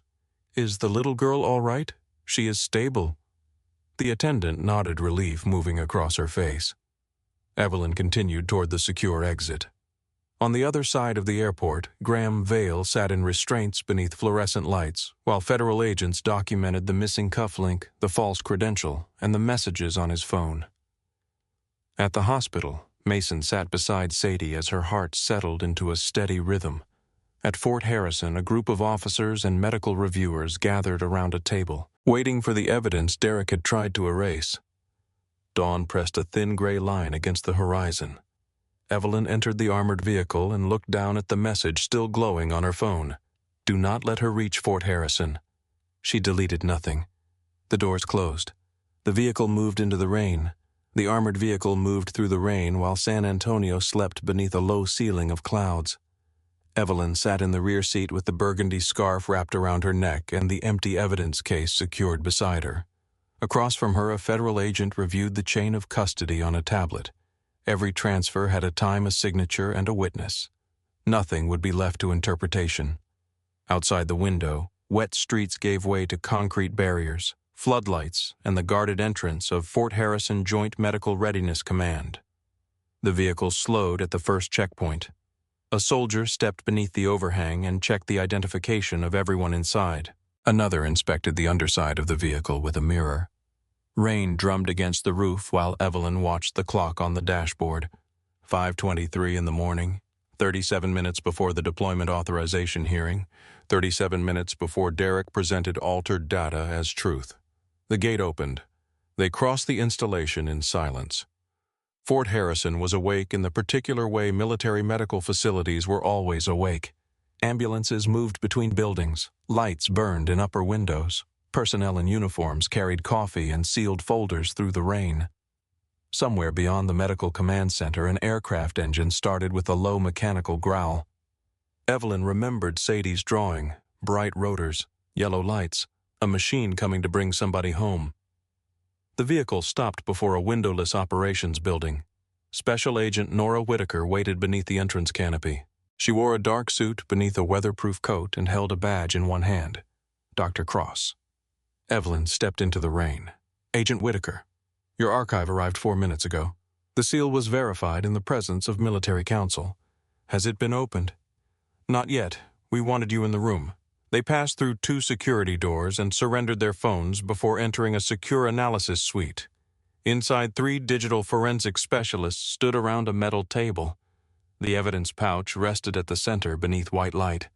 Beside it lay the rotating physical key Evelyn had carried separately in the lining of her coat. A military attorney activated the room recorder. State your name and role. Dr. Evelyn Mara Cross, founder and chief executive officer of Sentinel Aeromedical Systems. Do you recognize the item before you? Yes. What is it? An encrypted archive containing original validation data, internal communications access records, payment records, and unaltered simulation results connected to the Lifeline medical routing platform. Was this archive modified after creation? No. How can you confirm that? The drive uses layered encryption, biometric authentication, and a physical tamper seal. The archive also contains signed checksums created when the files were copied from the audit server. The attorney looked toward the camera. Proceed. Evelyn placed her thumb against the biometric reader. The red light became green. She inserted the physical key. The drive opened. Rows of files appeared on the isolated terminal. Test results, engineering objections, mortality projections, private messages, hidden transfers. The room became quiet. A forensic specialist opened the earliest version of the validation report and placed it beside the version submitted to the Military Review Board. The numbers did not merely differ. They told opposite stories. In the original data, Lifeline repeatedly failed to recognize rapidly changing cardiac instability during long transport decisions. It sent patients with survivable conditions to facilities without the needed specialists. It rated shorter travel time above the actual capacity to treat the injury. In the submitted report, those same patients had been reclassified. Some were marked stable, some were marked beyond reasonable intervention. Some were removed from the final calculation entirely. A military physician leaned closer to the screen. They changed the patient categories. Yes, Evelyn said. Who authorized that the account used belonged to Derek Lang? Could another person have accessed it? The access logs show his biometric confirmation. The specialist opened another file. A video conference recording filled the screen. Derek sat at the head of the Sentinel boardroom. Graham Vale stood behind him near the wall. An engineer named Samuel Pierce appeared on the other side of the table. His voice shook, but he continued speaking. The routing system is not ready for clinical deployment. We need another validation cycle with real medical oversight. Derek folded his hands. The system passed the contract threshold. It passed after patient classes were changed. They were corrected. They were buried. Graham Vale stepped forward and ended the recording. A second file contained a message sent later that day. Pierce is becoming unstable. Reassign him before he creates exposure. Another message followed. Monitor his external communications. The military physician looked at Evelyn. What happened to him? He was removed from the program and transferred to an office without system access. Did he know the transfer was retaliation? He knew. I did not. The admission tasted bitter. Evelyn had signed the executive transfer summary. Derek had described Pierce as burned out and difficult to manage. At the time, she had believed him. Agent Whitaker watched her. We can discuss internal responsibility later. Right now, we establish the record. Evelyn nodded. The forensic team continued. Payment records linked Sentinel Consulting funds to a security company controlled through 3 shell corporations. Graham Vale's name appeared in the final ownership filing. The money paid for surveillance, travel records, temporary credentials, the charter aircraft waiting in San Antonio. A draft public statement appeared on the screen. Sentinel Aeromedical Systems announces that Dr. Evelyn Cross has taken temporary medical leave following an episode of exhaustion and impaired judgment. The statement had been written 2 days earlier, before she boarded the flight, before she fell asleep on Mason's shoulder, before Vale raised his phone. Derek had not reacted to an opportunity. He had prepared one. Evelyn read the paragraph twice. The language sounded compassionate. That made it more dangerous. It referred to concern for her health, responsible leadership, and continuity of operations. It thanked her for years of service while quietly removing her authority. Agent Whitaker glanced toward her. Are you all right? Evelyn looked at the screen. No. The room waited. She drew one slow breath. But I can continue. The hearing began at 6 o'clock in a secure conference chamber 2 floors above. A long table faced a wall of encrypted video screens. Military medical officers, contracting officials, legal counsel, and independent reviewers occupied every seat. Derek appeared on the largest screen from Sentinel headquarters in Maryland. He wore a dark suit and a pale blue tie. His face showed concern before anyone had spoken. Where is Dr. Cross? He asked. Evelyn entered from the rear door. Derek stopped. For 1 second, every practiced expression left him. Then the concern returned. Evelyn. She took the empty chair opposite the screen. Derek. He looked toward the officials. I was not informed she had arrived. You were not entitled to that information, Agent Whitaker said. Derek leaned back. I assume this is connected to the misunderstanding at the airport. Evelyn placed a printed copy of the original mortality report on the table. No. This is connected to 12 cardiac casualties you erased from a medical trial. No one moved. Derek looked at the report, but did not ask what it was. That was his second mistake. The senior contracting officer spoke. Mr. Lang, this session is now part of a formal suspension review. You will answer directly. Derek adjusted his tie. Of course. The first comparison appeared on the wall. Original results on the left. Submitted results on the right. The military physician who had reviewed the archive explained the changes in precise clinical terms. No dramatic language, no accusation, only numbers, dates, patient categories, recorded decisions. Derek listened with the calm of a man who believed complexity could protect him. When the physician finished, he leaned toward his camera. The original simulations contained known data contamination. The revised classifications reflected the intended operational environment. Who approved the revisions? The contracting officer asked. Our technical team. Name the members. Derek hesitated. The review was collaborative. Name them. He looked down at something outside the camera. Dr. Cross had executive oversight. Evelyn felt the room shift toward her. Derek continued. She was aware of the contract pressure. She was aware that the system required interpretive correction. Her recent exhaustion may be affecting how she remembers those decisions. Evelyn did not interrupt. Agent Whitaker activated the conference recording found inside the archive. Samuel Pierce's face appeared. The engineer objected. Derek dismissed him. Graham Vale ended the call. The playback stopped. Derek's expression remained composed, but the color had left his face. That meeting has been taken out of context. The next file opened. A message from Derek to Vale. If Evelyn discovers the audit copy, remove it before she reaches military review. Another message. Use concern for her condition. Never challenge her publicly. Let others decide she is unstable.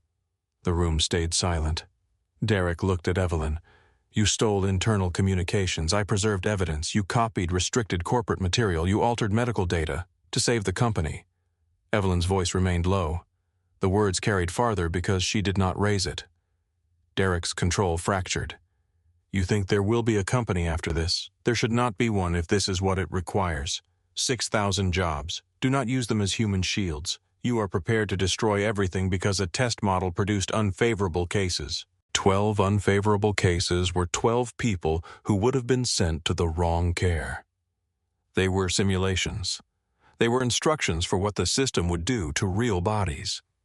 Derek moved closer to his camera. You built Lifeline. Yes. You approved the architecture. Yes. You stood beside me when we told the board it would change battlefield medicine. Yes. Then this is your failure too. The sentence entered the room without resistance. Evelyn did not deny it. I built a system that was not ready. I trusted reports I should have challenged. I allowed corporate distance to separate the numbers from the patients. That is my failure. Derek blinked. He had expected defense. She continued. Your failure was discovering the danger and hiding it. The senior officer at the head of the table closed the folder before him. Deployment authorization for Lifeline is suspended immediately. All field integration is frozen. An independent medical validation process will begin under military authority. The contracting official added, all Sentinel payments connected to the program are placed under review. Agent Whitaker looked at Derek on the screen. Mr. Lang, federal agents are waiting outside your office. Derek stared at her. For what conspiracy to obstruct a federal review, unlawful interception of communications evidence tampering, and additional matters still under investigation. He looked beyond the camera. A knock sounded from somewhere inside the Sentinel conference room. Derek's eyes returned to Evelyn. You think they will forgive you? I did not come here for forgiveness. You will lose the board, then I lose it. You will lose the company, then I lose that too. The knock came again, louder. Derek stood. You have no idea what you are doing. Evelyn looked at the original mortality report. For the first time in 3 days, I do. The screen went dark. No one in the room applauded. The officials began issuing instructions. Preserve Sentinel's servers. Contact the transferred engineers. Notify field medical commands. Suspend every automated recommendation generated through the current Lifeline build. Review all related transport trials. The work moved forward without ceremony. Evelyn remained seated while the room emptied around her.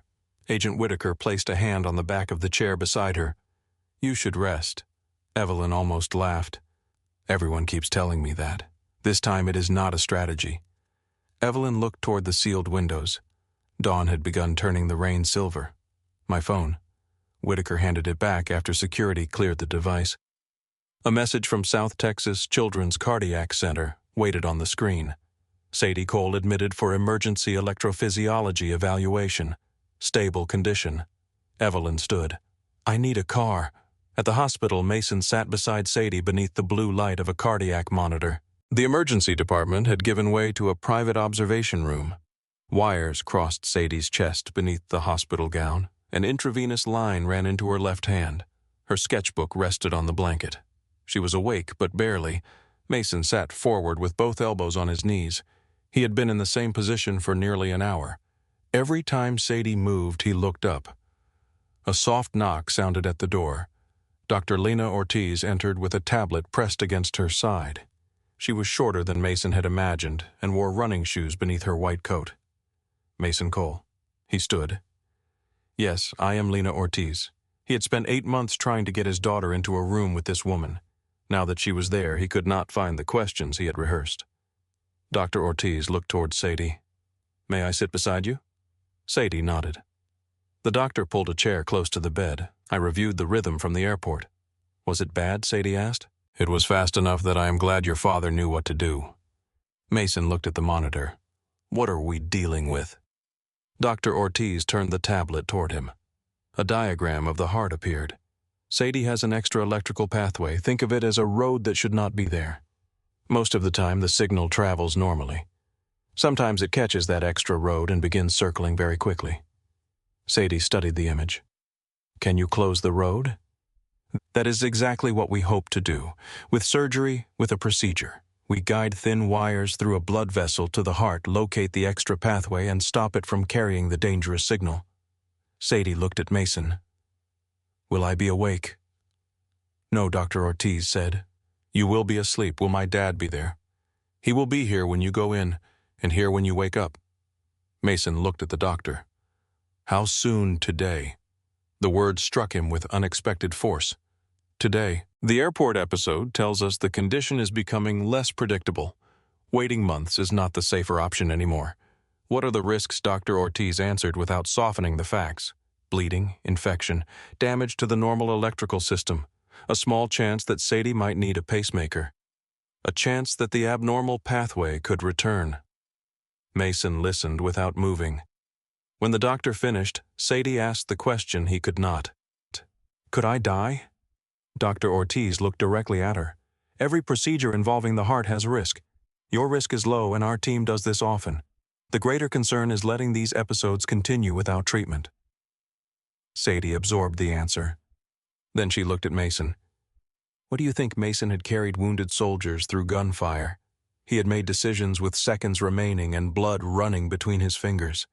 Nothing had prepared him to decide for his child while she watched his face. I think we closed the road, he said. Sadie nodded. Okay. Dr. Ortiz stood. We will begin preparing. After she left, Mason sat beside the bed. Sadie opened her sketchbook and turned to the drawing from the airport. The purple helicopter floated above the small hospital. One rotor was broken by a hard pencil line. Sadie began repairing it. Your hand is shaking, Mason said. So is yours. He looked down. She was right. He placed both hands flat against his knees. Sadie finished the rotor. Did the woman get to the army place, Fort Harrison? Did she? I think so. Did they believe her? Mason looked toward the window. Rain covered the glass. They had evidence. That is not what I asked. He smiled faintly. You sound like your mother. Did they believe her? I do not know yet. Sadie tore the drawing carefully from the sketchbook. She folded it once and held it out. Keep this until I wake up. Mason took it. You are going to ask for it back? Yes. Good. She watched him place the drawing inside his jacket. Dad, I am here. What if I get scared before they make me sleep? Then we count 4 lights. There are no wing lights. We will find something else. She looked around the room. 4 ceiling lights. That works. A nurse entered to prepare Sadie.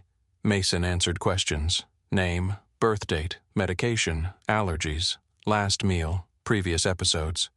The routine language of medicine filled the room while fear sat quietly beneath it. When the transport team arrived, Mason walked beside the bed. At the procedure doors, a nurse told him he had to stop. Sadie reached for him. Mason leaned close. 4 lights. She looked up. 1. The first ceiling panel passed overhead. 2. Another. 3. The doors began to close. Sadie found the final light.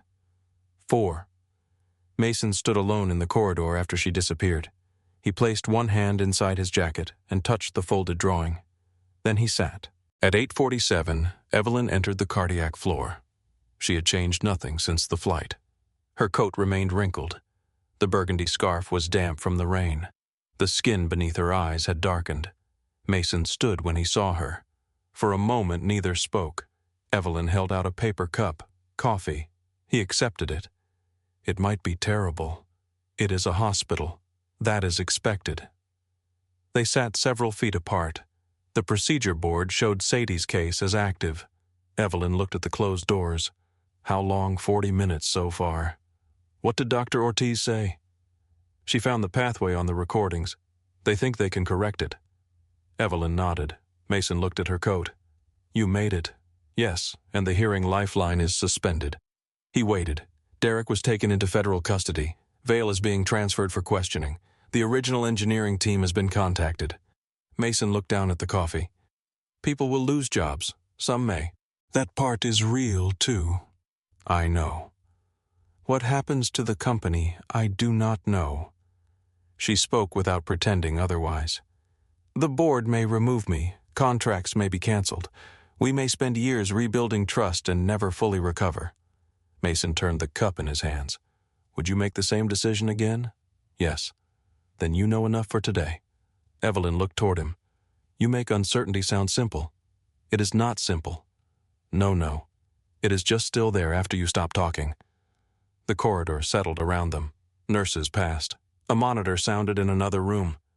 Somewhere down the hall, a child laughed at a television program. Evelyn touched the edge of the scarf. I listened to Vale's recording. Mason's expression did not change. He recorded nearly everything she continued. The way I fell asleep. Your jacket. Your hands. The wrap falling. He recorded himself moving it. Yes, that was careless. He believed he controlled the meaning of what people saw. Mason looked through the glass doors. Most people only need a few seconds of video before they decide what happened. I was one of them. You had just woken up. I still hesitated after the evidence began to change. Mason did not answer. She continued. I have spent years assuming suspicion was intelligence. In my world, trust is treated like a weakness that must be managed. And now I think suspicion can become laziness. It gives you permission to stop looking. Mason glanced at her. That sounds expensive. It nearly cost your daughter her appointment. It nearly cost you the evidence.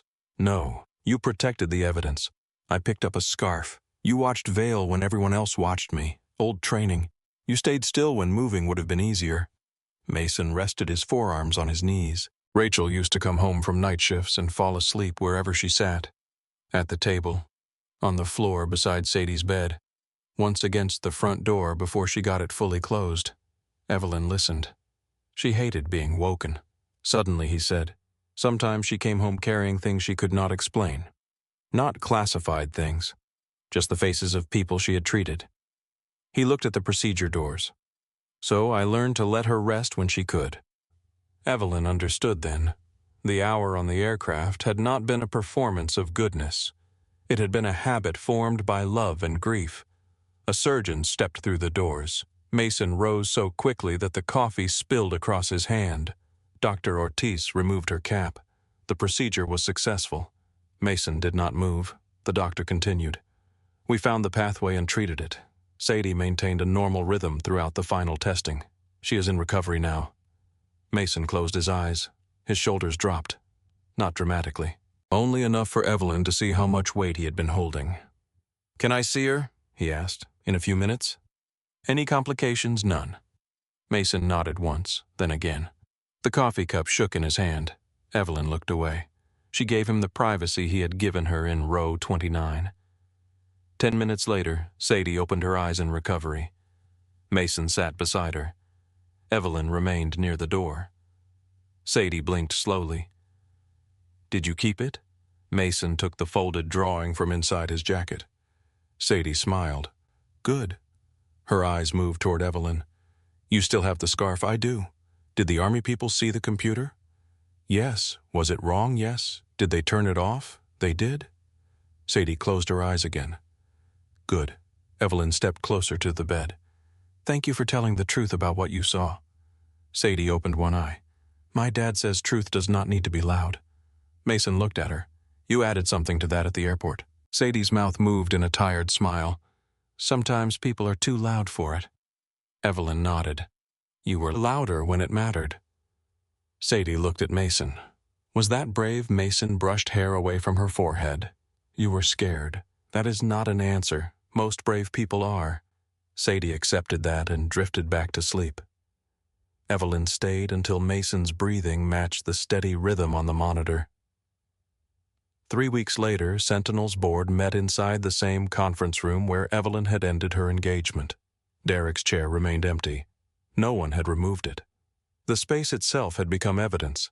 Evelyn stood before the directors with no presentation team and no public relations language. The independent review had confirmed the altered results. Federal investigators had charged Derek and Vale with conspiracy obstruction, unlawful surveillance, and evidence tampering. Additional charges were expected. 3 senior executives resigned.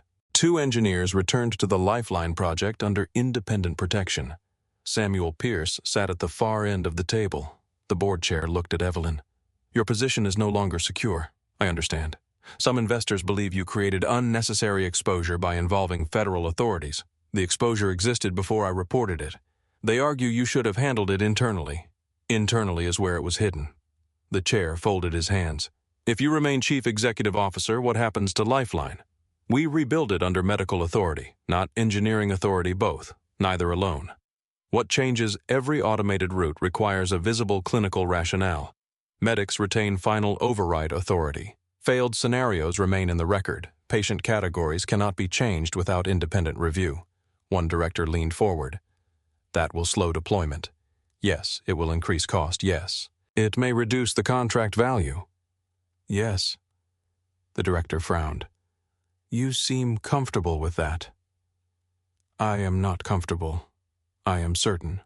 The board voted. Evelyn remained chief executive officer by 1 vote. She did not consider it a victory. The next morning she called Mason. He answered from a helicopter maintenance hangar in Maryland. Metal echoed in the background. How is Sadie arguing with her teacher about whether recovery counts as homework? So she is well. She is improving. I need to ask you something. That sounds dangerous. I want you to review Lifeline. Mason was silent. I repair avionics, he said. You treated casualties inside aircraft 11 years ago. You recognized the failure in less than 30 seconds. I recognized a dangerous idea. That is what we failed to do. He refused twice.